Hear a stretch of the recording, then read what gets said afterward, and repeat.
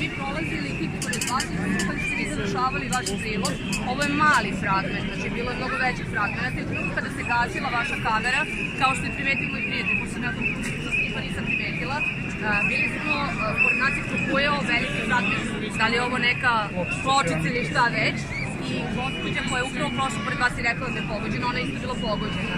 Znači neko je targetirao vas da pogodi. A mogo da pogodi i bebu, znači što čovjek sa malom bebom na ramenima, na primjer. Znači moglo da bude mnogo tragičnije, nadam se da se razumemo što pričamo. To je to. Vi ste vidjeli?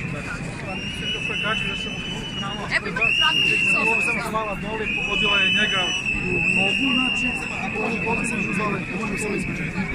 Evo, Bacio neki predmet, ili je to floksta keramička, znači. da, evo imate fragment iz svoga odgovora.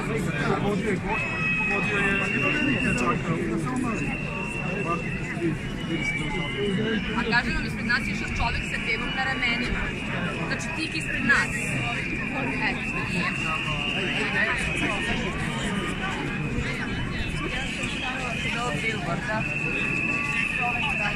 Svaka čast, momci! Plečku me pogodilo i vidjela sam sada ako je uleđa ovako, kao da je s ove strane. Lepo iskustvo. Pa kako, moglo je malo više da bude u glavu. To borka.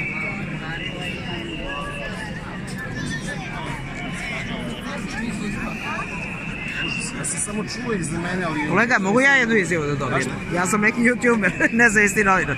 Ja sam prisustvovala i također sam vidjela da su gađali i stvarno je palo odmah iza vaših leđa. Jeste vi osjetili? Ja ne mogu da... Dajte izjavu. Ne mogu da... Ja sam novinar. Dobro.